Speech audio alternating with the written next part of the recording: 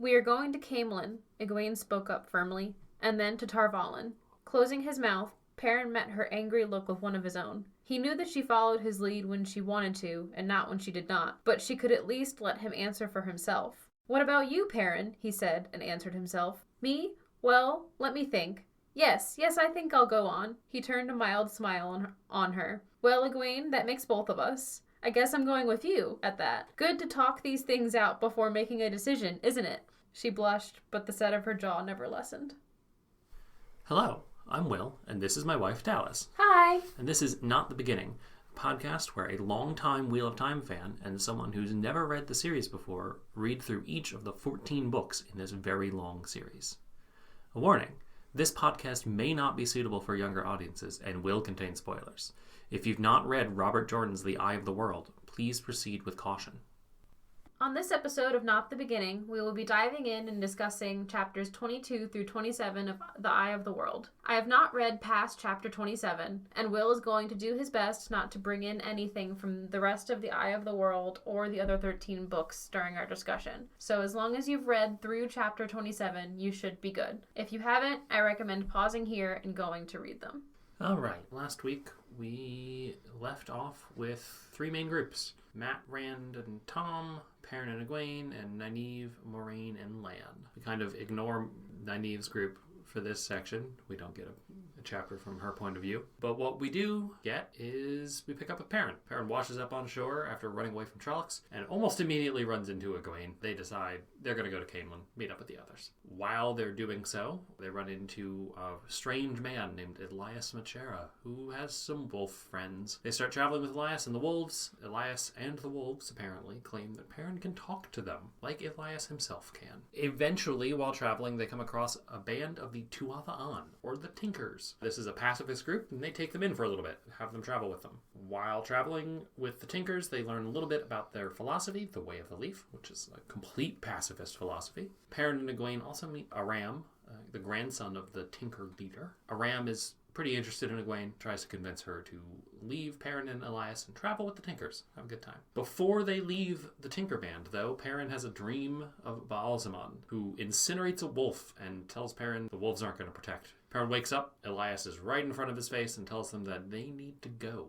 Meanwhile, Rand, Mat, and Thom are having an adventure on the Spray, a ship. One of the first things that happens to Rand is he also has a dream of Baalzamon, where he gets his thumb pricked on a thorn and bleeds in real life. While on the Spray as well, Thom starts to teach Rand and Mat a little bit more about being a gleeman, because that's their disguise. Rand and Mat are acting as Thom's apprentices. While this is happening, Mat is pretty grumpy, hiding some stuff, talking about treasure. And Rand gets weirdly careless again, climbing up on the mast of the ship and just kind of hanging there, freaking everybody out. Eventually, the Spray reaches Whitebridge, where Rand, Mat, and Thom go to an inn, but not before the captain of the Spray, Captain Domon, tries to convince them to stay on board, gives them a bag of coins, and tells them that there's more if they stay on the Spray on its way to Ilion. Thom wants to stay. Rand and Mat decide that, no, we need to get off and go find Moiraine. When they get off, they go to an inn, have a little bit of food, and they realize that a Fade has been asking for them. The innkeeper doesn't say it by name, but it's pretty clear that it's a Murdral. When they learn that there's a Fade after them, they decide they're not going to stay in Whitebridge. They're just going to sneak out and go to Camelin. However, while doing that, the Murdral confronts them, kind of in the middle of the town. Rand and Mat start running while Thom charges at the Fade, trying to buy them a little bit of time. He tells them that they should make a run for it and go to the Queen's Blessing in Camelin. That's where we leave off, kind of two separate plot lines. The last thing that actually happens isn't Thom charging the Murdral, it's Perrin and Egwene and Elias leaving the Tinkers. But yeah, a whole bunch of character development stuff and a little bit of action. Yeah, there was a lot of character development in this section. A lot of the chapters, not a lot actually happened in them. Yeah, like a lot of the time on the Spray itself, not a whole bunch of stuff happens, but we learn a lot about Rand and Mat and Thom and their interactions with each other. Yeah, I tend to gloss a little bit over Rand's sections now because he just talks so much. Rand has got an internal monologue that goes. Yeah. Like, just the contrast of, like, Perrin's dreams with Balsamon, because he has several dreams. There's not just the wolf one. He says he has several dreams before they get with the Tinkers, but he doesn't describe them. He's just like, I had a dream about Balsamon, and then calls it a day. But none of them before that were of Balsamon. They were just of him, like, doing some Smithy stuff. No, there was, before he got with the Tinkers, he says he has dreams of Balsamon, and Egwene has some nightmares of Shadar Logoth before they meet Elias. Once they meet Elias, his nightmares stop. But he didn't describe every single one of his Balsamon dreams like Rand does. No. Was this those chapters before or after Rand having? Before. They were before. Okay. Yeah. But just like the contrast, like every single dream Rand has, you hear about it and like in detail. Whereas Perrin is just like, had a dream about Balsamon. It was creepy. I don't remember his dreams aside from the last one that he has that he describes. I don't remember any of those being about Balsamon. Because I mean, at some point he goes on about his dreams not involving Balsamon. Yeah, but he describes that is describing the contrast. Okay, yeah. Between the fact that now he makes a big point about now that he's been with Elias and the Tinkers, he's not having dreams of Balsamon anymore. Until the one that kind of sparks them. It almost feels like it prompts them to leave, but there's the wolves think something else is going on there because the wolves can talk, sort of. But my point is, I like Perrin's narration a lot better than Rand's. I can understand. He gets straighter to the point. Like there's less confusion going on. I thought it was a lot easier for me to read through the Perrin sections than it was the Rand. Perrin is a lot more in the moment than Rand is. Rand is trying to think everything through all at once. I feel like Perrin thinks about things a little bit more, but... He does, but he's thinking about now. Yeah. Rand is thinking about past, present, and future. I just don't like it. You're not going to convince me to like Rand's narration. I'm over it. Yeah. I like Perrin's better. There's just a lot more that happens in the Perrin and Egwene sections, like his narration. Yeah. I like that storyline that's going on a lot more. I think it is partially that Rand and Matt's storyline is just frustrating me at the moment. He is with Matt, and Matt is a very frustrating individual at this point in the eye of the world and the whole series as a whole. I like Rand, or I like Matt. Yeah. But dude. Boy. But we'll get to him later. First, we can go through Perrin and Egwene stuff, because there's a lot more. That's where you get a lot of the, new character stuff. Yeah. Because, we had a little blurb of Perrin's point of view before, and this is the first big chunk of it. Yeah, and I really got, you really get to know Perrin in this section, and I like Perrin. Yeah. He's a good character. He's simpler, and he thinks about things, and he seems to care more about what's going on. There's less in his narration that's very much me. He's thinking about everything else outside of him. So it also just makes his sections more interesting to read, because you're not just this is the Rand show. He's telling you actually what's happening. Yeah, something that I find really interesting about Perrin's point of view, and this is a running thing throughout the entirety of the series, is several times, especially when they get to the Tinkers, Perrin is I don't know how to handle women like Rand does. I loved it so much. That is one of I think that's partially why I just really liked this section too. I have a new ship. You do have a new ship. I have a new ship, and I'm very excited about it. Because this isn't a handed to me ship. It's not at the beginning, you're basically told to ship Rand and Egwene. Yeah. They're Rand, you have a crush on Egwene, and Egwene has a crush on you. Why did you guys get it together? They're basically engaged already. Yeah. In this section, we get a lot of just one-on-one Perrin and Egwene, and it is so clear that Perrin has a crush on Egwene and just doesn't know he has a crush on Egwene. Okay, so you think he doesn't know it. Okay. Or he refuses to call it that. Probably because he knows that his best friend has a crush on Egwene, so he's just not going to call it that. But, there's just several moments. My first favorite moment that made me go, oh, okay, that's what's happening here. So, Perrin finds Egwene. Bella got Egwene across the river. Go Bella. There's a running joke about Bella in the Wheel of Time that Bella is the creator. Bella is literally God. Bella is great. Bella gets Egwene across the river, so Egwene has like some food. She has all the stuff in her saddlebags. Like she's able to kind of help Perrin, who got dumped in the river, lost his horse. Yeah, there are what, 3 horses that survived Shadar Logoth? Yeah. Lan's horse. Do you remember the name of Lan's horse? No. I don't know if it's been named yet. His horse is named Mandarb.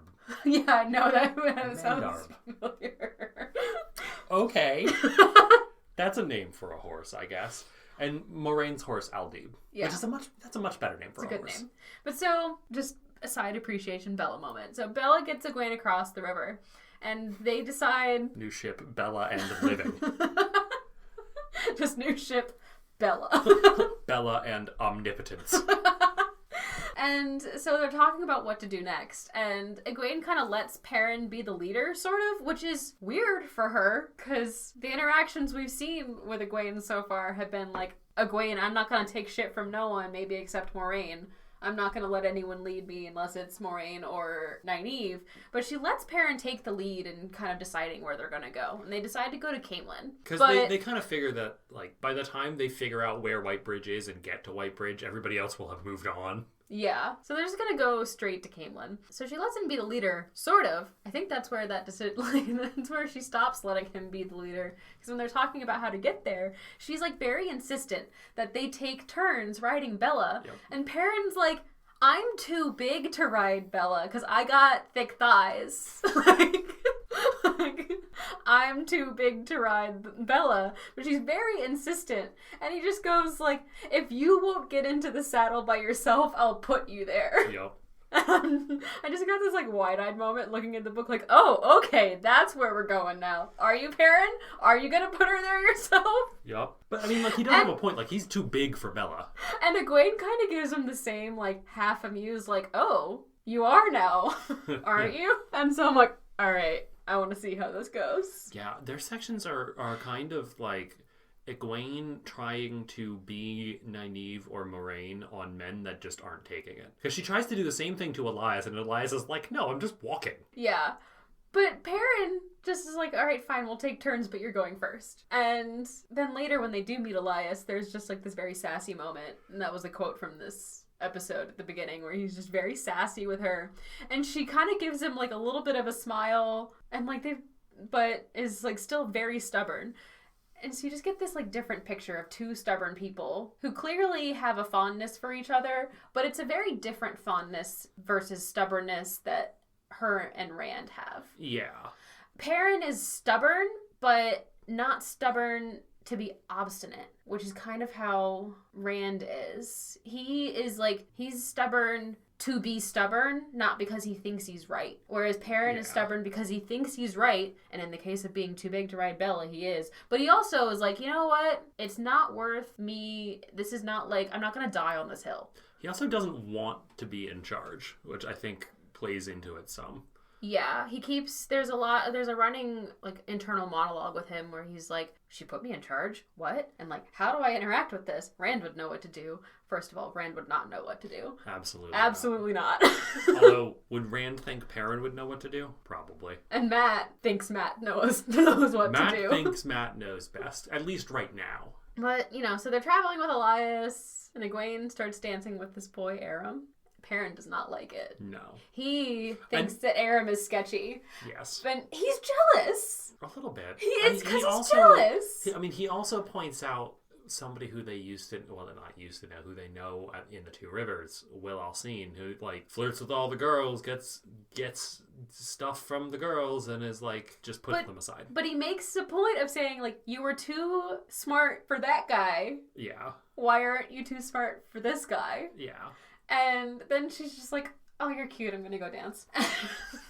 And then he, of course, gets all blushy with all the girls dancing. Yeah, the Tinker Girls are like, ooh, fresh meat. Yeah, Let's go harass him with belly dancing, because they're functional. I mean, I think they're literally belly dancing.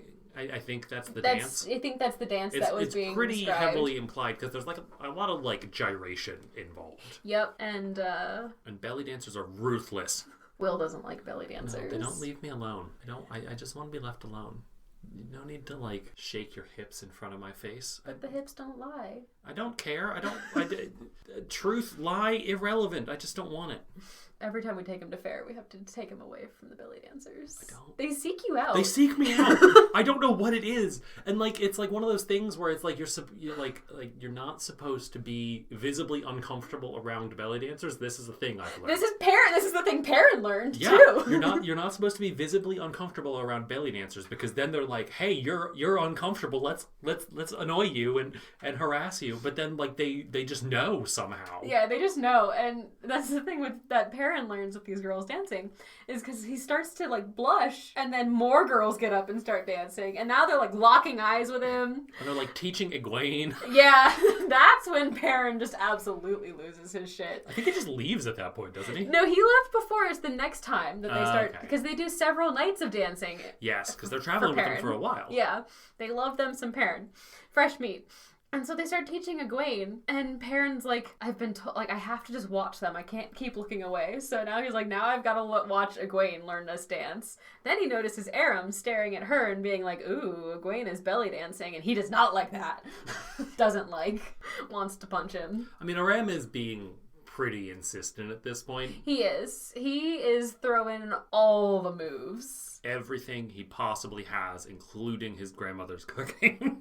His grandmother's cooking, he gives her jewelry, he dances with her, and then tries to convince her to stay with the Tinkers. Yep, which doesn't work at all. No, she's Egwene's like, I'm gonna go to Vagina Island now.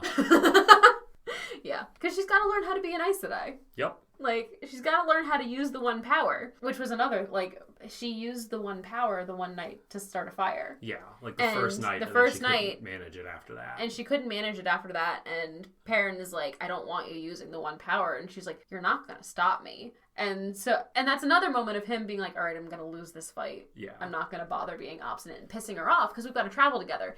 See, he's stubborn, but he's also smarter than Rand. Yeah, I would say he's definitely smarter than Rand right now. So he's just like, all right, can you not try it again tonight? Because clearly it's not working and I don't want you to hurt yourself. Yeah. And so she's like, okay, that makes sense. They're both right. They're both right. Because she does have to learn how to use this power or else she's going to die. Right, but the problem is that she has to learn how to use it and not fumble around with using it. Because, and that's, I think, like, when he makes that point, he does, like, I think she gets that a little bit. And I think because, like, you can very clearly imagine, with all the stories of men who can channel just, like, turning into mountains and shit, you can imagine Egwene doing something wrong.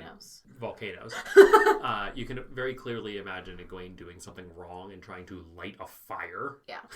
And part of Perrin's reluctance is he's just uncomfortable with the one power. And two, I think he knows what can go wrong. Mm-hmm. Or at least he knows the stories of what can go wrong. Right. And I mean, there are very scary stories, like turning into a volcano, or that woman with Moraine's first story time, when she, like, waved her staff around, was like, backwoods fuckers, sit down for a story. And she tells them about that woman who, like, set herself on fire to kill a bunch of Trollocs remotely. Well, I mean, they were like invading a city. But she wasn't there. Yeah, she was. Was she? Yeah, she felt her husband die. Ah. Because apparently the one power is like the force that allows you to sense people's deaths remotely. Apparently. But yeah, so there's just a lot of, like, character development between Egwene and Perrin, which is nice to see. Yeah. And, like, they're not constantly fighting, which just makes it kind of a respite for everyone traveling together. Because, like, when everyone was together, Rand and Egwene were fighting. Rand and Egwene were fighting. Moraine and all of the boys were fighting. Nynaeve and Moraine were fighting. Lan was just kind of grumpy. Yeah, and didn't like Thom. No. And so there's just, like, this, it's kind of like a calm, probably before the storm, because shit's going down.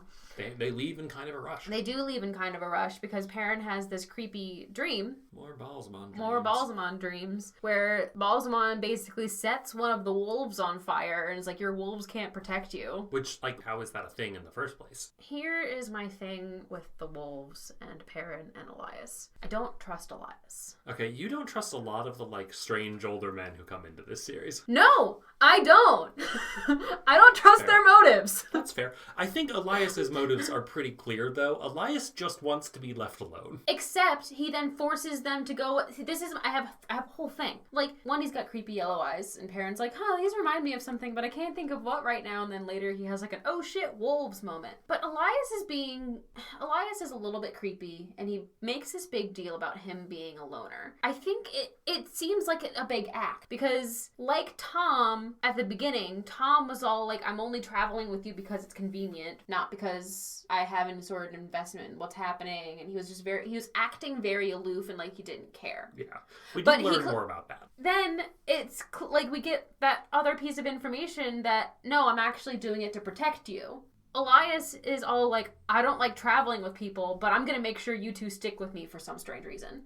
Well, I think it's pretty obvious why, because the wolves say that Perrin can also talk to wolves like Elias. So Elias is a loner. Elias is a loner from people. He's not a loner from wolves. He's pretty clear. Like, I travel with Dapple and her pack. But those are like, to him, they're people. He can talk to them and he can interact with them as he would people. I just don't understand. I think he sees like a sort of kinship in Perrin. It's a little weird because he doesn't give a shit about Egwene. No, he doesn't.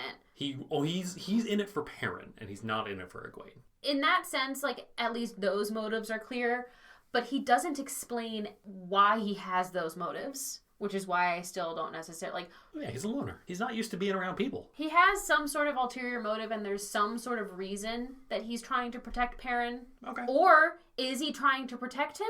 Or is he trying to use him for something? I think, to me, here, it's pretty clear that he's not trying to use him. He's trying to protect him.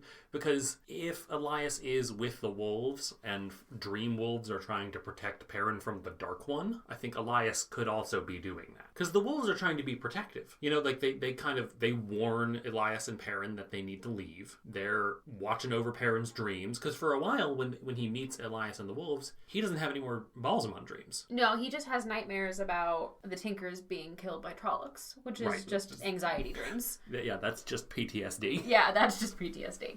I don't know.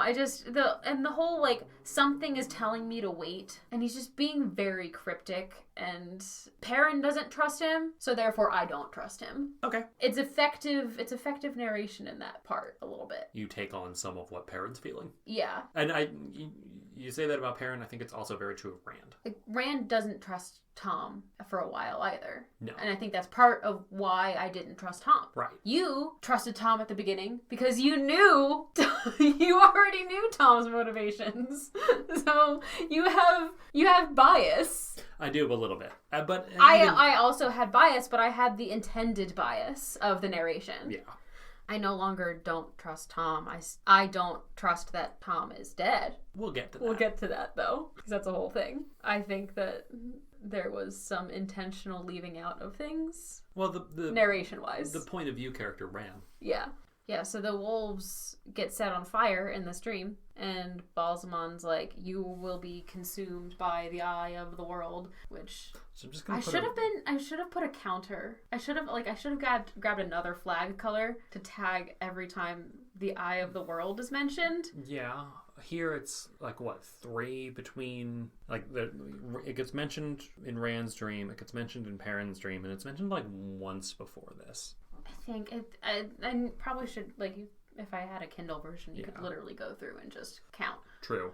I'm going to put a marker down here because some of the stuff said about the eye of the world makes no sense. Just at all. A marker down? Conceptually marking this topic. That it makes no sense. Yeah. Yeah, I don't understand what the eye of the world is. Is it something to do with the Wheel of Time? I don't know, which is why I haven't... Who knows? Which is why I haven't been flagging it. I have like 8 flag colors when I'm reading, because I write in my books. And I have a specific flag color that is Wheel of Time specific world building. I'm surprised you haven't started flagging mentions of the Eye of the World just because it's literally the title of the book. Well, that's why I would. I was like, that and the Great Horn. Anytime the Great Horn is mentioned, I'm kind of like, because I know that's the next title of the next book. No, the title of the next book is The Great Hunt. The Great Hunt. For the Great Horn, or whatever the horn of... The Horn of Valir. Sure. The Great Horn. Yup. Eye of the World. The Eye of the World will consume him. And then, when he wakes up, the wolves are talking about... The wolves are like, you gotta go. And they keep saying fire, and so my first instinct was like, oh my god, are the wolves actually on fire? Is the same... One of them is named Burn. But no, I don't think the wolves are actually on fire. I don't think so either. Because there probably would have been. Well, they send more, like, feeling than words. Yeah. Because they're wolves. They don't, like, talk. No. They just communicate in, like, feeling and the idea of images. Yeah. Which is a very interesting way to communicate. And I feel like if they were actually on fire, they'd probably be sending, like, ow. Like, this hurts. Yeah. It is hot. And then so they get out of there real quick. That is I guess the moment that Elias was waiting for.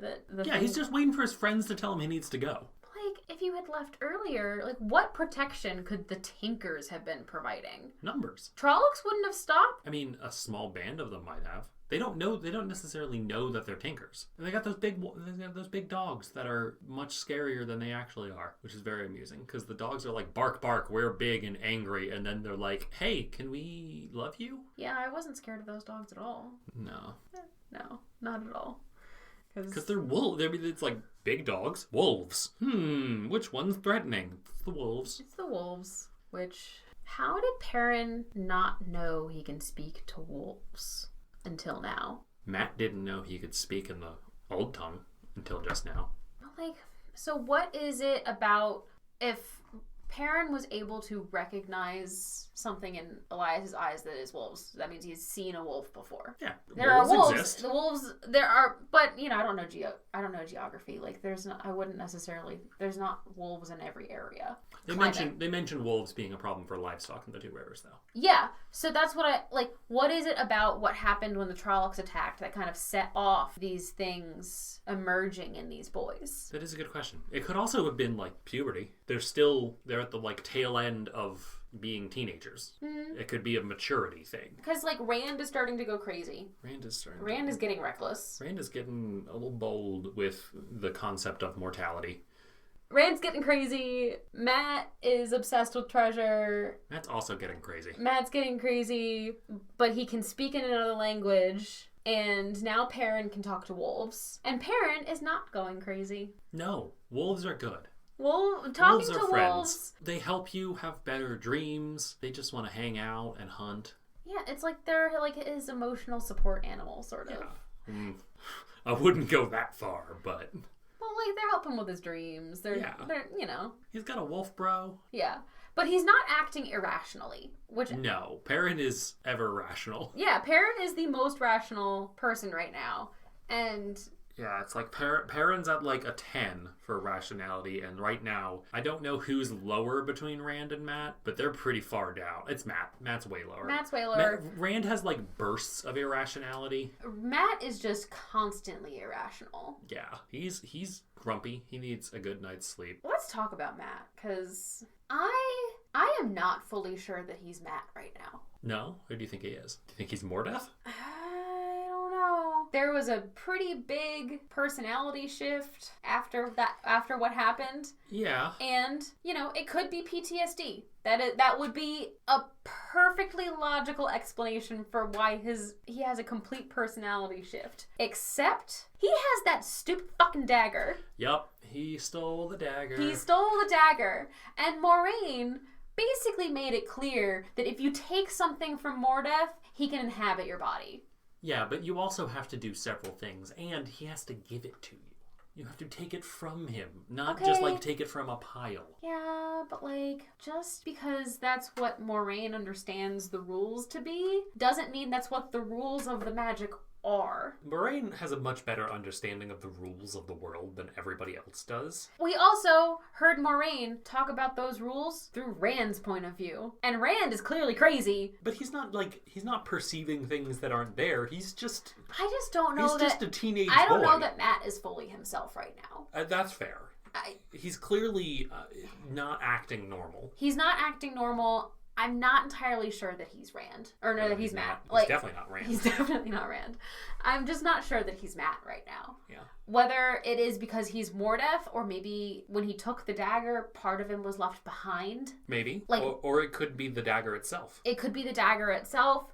Because he's being specifically cagey about the dagger. He's being really greedy is what he's being. He's being greedy. And toxically greedy. Yeah. More so than normal greed. It's like it's poisoning his mind. Yeah. I think that something is in the dagger. Okay. That might be corrupting him in some way. Because he's spending a lot of time alone. Rand makes a point that he hasn't laughed or smiled or made any sort of joke, which, True. Could we have a Horcrux situation here, you think? I was like, Harry Potter, what am I thinking of right now? Horcrux. Okay. Yeah, it's acting on Matt like the locket acted on Ron, where it's clearly affecting him personality-wise. Okay. And, I mean, if you had spent enough time with a Horcrux and you didn't like get to escape it, it probably would corrupt you permanently. Maybe why the Dursleys were such terrible people. They literally lived with one for 11 years straight. That's true. But yeah, I just think that there's something with this dagger, because he makes this whole point. He asks Rand not to tell anyone about the dagger, and Rand's like, okay, sure, you're my friend, I'm not going to tell you. I'm not going to tell anyone. But then he's like, no, you can't tell anyone. And they go back and forth, and Rand's like, yeah, I just said I won't tell anyone. And it was almost like I wouldn't have been surprised if Matt takes the dagger out and threatens him with it. It's like, you won't tell anyone. Dude, calm down. Yep.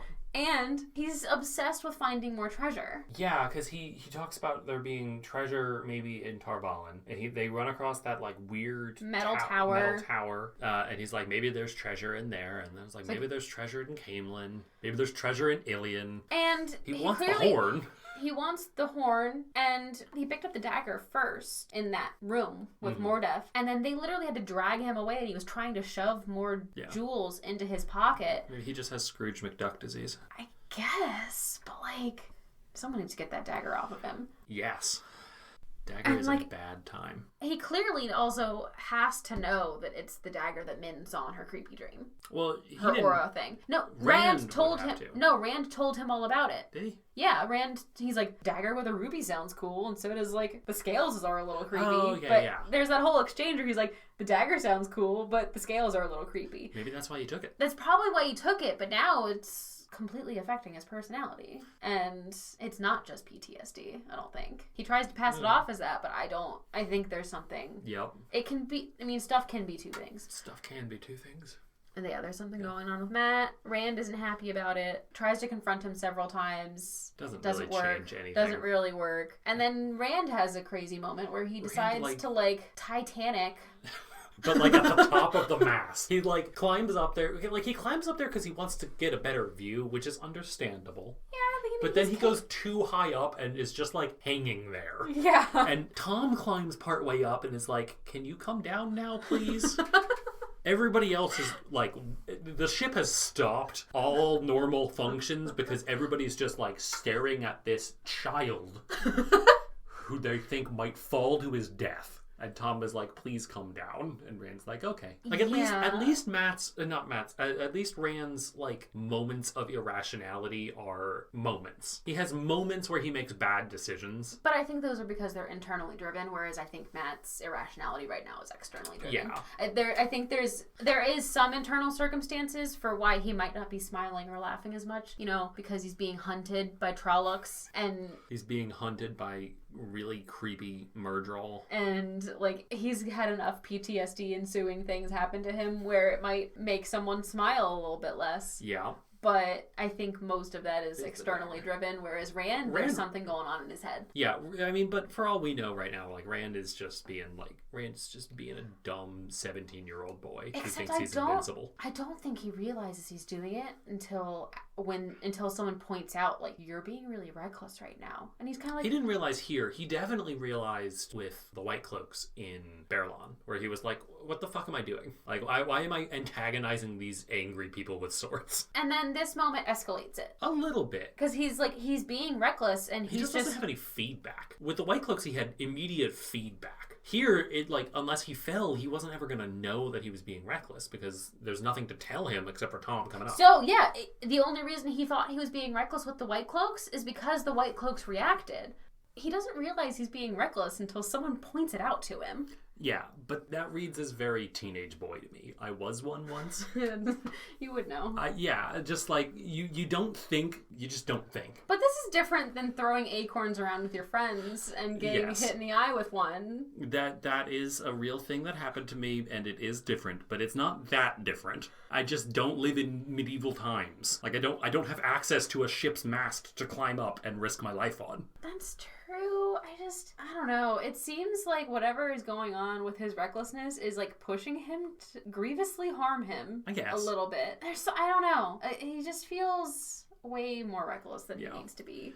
Both of them, though, give us an opportunity to see Thom, the level-headed adult. Yeah. He didn't have to be the level-headed adult before because there were Moraine and No, he could Leia just be like the random fucker who's like only here to... Right. So that he doesn't get killed. And Thom, like, when Thom realizes that, like, oh shit, I have to take care of these two idiots, he, like, kind of steps up in a big way. Yeah. Because he's like, okay, here's what's going to happen. One, he gets, at the end of the last section we talked about this, he gets mad because they spend money to take passage instead of Thom just being like, I'm a bard. I'm a glee man. I'll entertain you. And then this time, in this section, he's like, okay, don't say anything. You guys are my apprentices. I'm going to teach you how to do glee man things, and we're going to be fine. Nobody's going to think anything of us. Yeah. Because who thinks of glee men and their apprentices? They're just entertainment. Right. And he does, I mean, he actually teaches them and seems to do a pretty good job. I mean, Matt shouldn't ever play the flute. No, we learned Matt shouldn't play the flute and Ren shouldn't juggle, but Thom picks up on that really quickly and does then a switches. Good, right. And he does a good job at, like, Matt's a pretty good juggler and pretty good at, like, just, like, sleight of hand tricks. Yeah. Which, of course, he is. He stole a dagger. And Rand's pretty good at the flute because... He was a sheep herder? I mean, that kind of makes sense. He's just like hanging out, playing the flute. It would draw the sheep's attention, so you don't have to be like, hey, sheep! Yeah. Come over here! I don't know why I made, like, a saxophone gesture. Just either. like Rand in the sunset with a bunch of sheep playing the saxophone.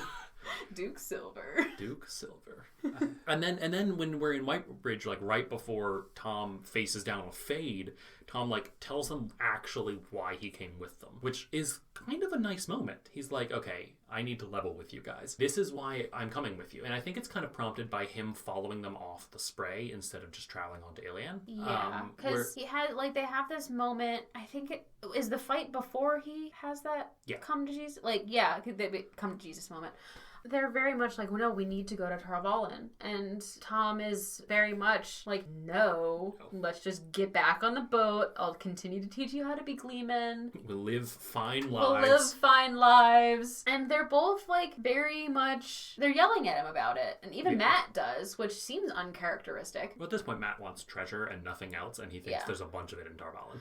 And so... Which there probably is a bunch of it in Tarvalin. There probably is a bunch of it in Tarvalin, but, like, I don't want to fight Aes Sedai for treasure. He thinks that's going to be a good idea, and he's wrong. And so Thom finally tells them that he wants to protect them because he couldn't for his own nephew. Right. So, he tells the story, like a short story about his nephew Owen, O-W-Y-N, because why spell anything a normal way in fantasy, who, he doesn't say it explicitly, but it's pretty heavily implied Owen could channel. Yeah, I think that's what I thought, too. And so... the Aes Sedai did what they do to men who can channel, which isn't kill them, because he's like, Owen was never the same after the Aes Sedai got to him. Mm-hmm. And he wants to stop that from happening to Rand and Matt. Yeah. Not that he thinks either of them can channel, just that... He knows Moraine thinks that they can, or else Moraine wouldn't have taken... He just thinks that Aes Sedai are going to do something bad to whoever they get. I think that he might think, like, I think he knows that his nephew probably could channel, and that he's a smart guy. Yeah. As much as I didn't trust him at the beginning, and I still don't... To be fair, you didn't trust him at the beginning because he was trying to hide things. He was trying to hide what he knows about Aes Sedai from an Aes Sedai. Yeah, and so I think,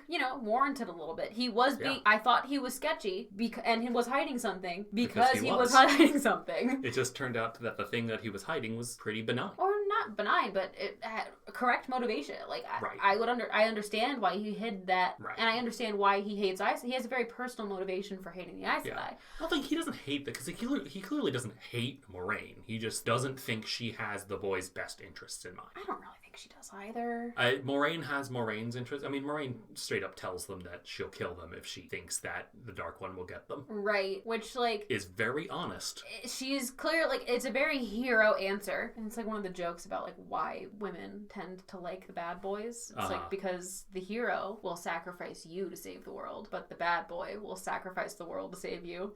Moraine's very clearly in the first camp. Yeah. Not saying that the Dark One would... I don't think the Dark One would do the opposite either. He's not one of those, like, morally gray characters. No, he's just straight up bad. No. To be fair, we don't know anything about the Dark One's motivations other than that he's the Dark One. But I don't think there's anything morally gray about that. No. He's literally the Dark One, father of lies. They call him, the wolves call him Heartfang. Yeah, that's not... Like, that's not a name you give to somebody who was morally gray. No. Heartfang. Heartfang. Sightblinder, has that come up yet? I think so. Yeah. No. No, thank you. No. Although Sightblinder is kind of redundant. I mean, like just blinder. Like, yeah, he blinds people. There's sight is implied. I guess. He does kind of... You said Sightblinder. The Balsamon did fireblind the wolves in the dream. What? Like, I mean, he just incinerated them. But it started, like, fire came out of the wolf's eyes. Well, his own eyes are fire. Yeah. He's got a thing for fiery eyes. Fiery eyes. Oh, that reminded me the creepiest thing about Rand's dream. What? He has the same face as Balsamon. Rand? Yeah. Okay. That was an interesting thing, yeah. Like, he's going through this maze, he gets his finger pricked. Yeah. And then he looks into a mirror and he sees his own face, and then he looks again, it's Balsamon's face, and he, like, sees his face turn into Balsamon's face and then wakes up. Yeah. Which, like... I mean... that's a really creepy way to wake up. Yeah. We do get a little... I mean, clearly Balsamon can control their dreams to some non-zero extent, since it seems like the wolves were shielding Perrin's dreams from Balsamon, and then Balsamon broke in and incinerated the wolves. So it seems like Balsamon can control what the boys see in their dreams. Yeah. So that's probably just something Balsamon is like, haha, you're evil. Yeah. You're already evil. You should just join me. Very much like the weird scene in Harry Potter when Harry looks at his own face and it turns into Voldemort's face. Yeah. Like, how much stuff did Harry Potter lift from the Wheel of Time? The answer is probably nothing directly. It's just the Wheel of Time is... probably no more than any other fantasy series lifts from any other old fantasy series. I mean, this so far is Lord of the Rings. Yeah, they're all going on a quest. Yeah. It gets different, and there's hints of it getting different. Yeah. But it's, I mean, orcs, Trollocs, yeah. the ring wraiths, Murdral, very similar. Yep. Speaking of Murdral, Thom, like, suicides on one. I don't think Thom is dead. His death or non-death happens off screen. No body, no crime. What I'm pretty interested by is the flash of blue. There's like a mention of a flash of blue when Thom lunges at the Murdral. Yeah. I am interested in that, and I'm not saying that to lead you on. I legitimately don't remember what that is. Yeah, I'll have to check. I should have checked before the episode, but that has a very specific meaning. And because the last time we saw it was Lan's fight with the Murdral. Was there? Yeah, there were blue flashes around that. Well, that probably is a Murdral being killed then. No, it was during the fight, because we see Lan just chop its head off, and there's no blue flash there. It's just like, whoop, you don't have a head anymore. Well, I don't know what that was. Yeah, I don't know. I missed the blue flash because I was like, wait, is Thom dead? Yeah, I mean, Thom, and it's a very heroic thing Thom does. Yeah. Thom faces down this thing that, like, we're really the only person we've ever seen kind of able to resist a Murdral at this point has been Lan, who's like uber warrior. Yeah. And Thom is like running, screaming at it. Knives, like he does the knife trick again. Yeah. Pulls out some knives, starts chucking them at the Murdral. It tells Rand and Matt to run and go to the Queen's Blessing. Yeah. Well, and before that, he had changed out of his Gleeman's cloak. Yep. So I think that has some sort of symbolism, and that, like, maybe he knew he had to do that. He shed part of himself. I mean, he didn't shed it. But he takes off his Gleeman's cloak, gets another cloak, wraps all of his stuff up in the Gleeman cloak. And then when he's running, he throws it all to Rand. Yeah, he gives Rand all his... and he's like, protect this with your life because it's super important. He's like, protect my musical instruments like they're your life. Which, there's something about these... Does he have some sort of flute or horn? Or he has a flute. No, he has a flute and a harp. And a lute, maybe? No, just a flute and a harp. Because in the show, he's not going to have a harp. In the show, he's going to have a guitar. Yeah, that makes sense. Well, the actor who they cast to play Thom, one, is younger than Thom actually is. And two, can play the guitar. How old is Thom?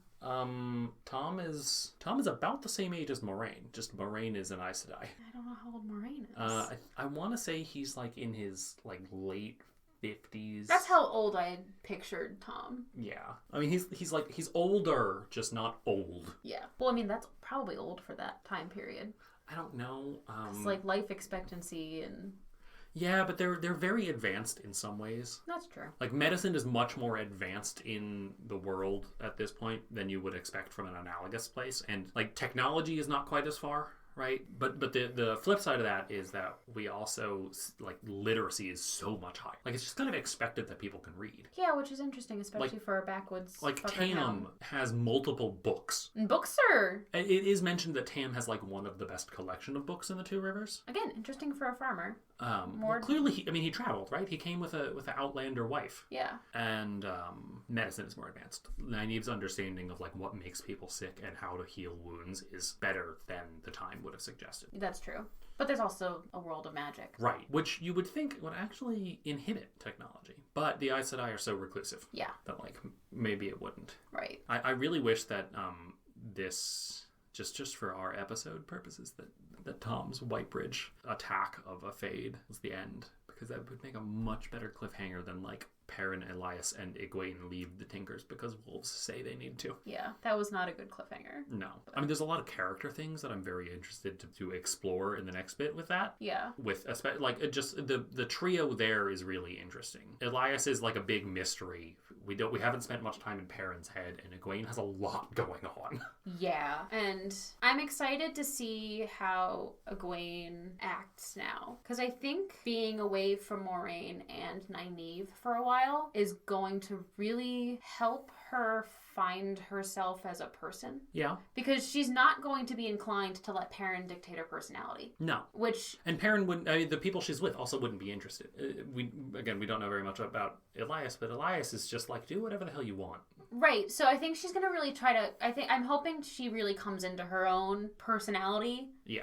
And I think Perrin will, like, foster her to do that, because he's also just a very grounding presence. Yeah. So she won't have to feel like she's fighting against something as often, because Perrin knows when to let a fight go. Yes. And so I'm hoping that she can kind of come into her own personality and not let it be dictated by these two strong women. Yeah. So that way, when she goes to figure out how to control the one power, maybe she doesn't have to do it either way. Like, maybe she doesn't have to do it like Nynaeve does it, and she doesn't have to do it like Moraine does it. Yeah. Well, that's assuming Nynaeve can teach her at all. I think Nynaeve is going to do a lot of learning from Moraine. Yeah.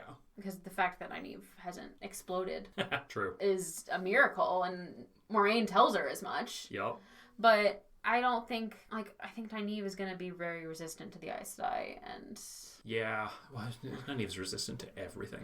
Yeah. Yeah. Recurring segments. I think it's time. Yeah. Weird prophetic auras from Min. We have some updates here. Yep. So Perrin figured out what the wolves mean. Yep. He can talk to them, and just... Yep. Matt, we confirmed that he has the dagger. Yup.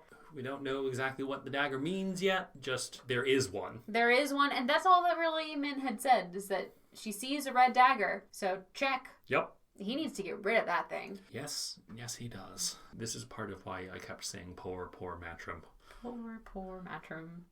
We get a glimpse of his personality daggerless, and he's just like sassy and playful. Yeah. And here he's just like, give me all of the money, and also don't even look. Don't look, just give. And then ship updates. We have a new ship. We have a new ship. Okay. What is the new ship? I said Perrin and and Egwene. Egwene. Perrin and Egwene. Okay. Is this a ship that excludes Rand and Egwene? I think so, because Okay. Rand and Egwene was given to me as a ship. Yep. Would you be upset to see Rand end up with Egwene now? Depends on how much more happens with her and Perrin. Okay. I think they complement each other more nicely. Sure. Than Rand and Egwene do.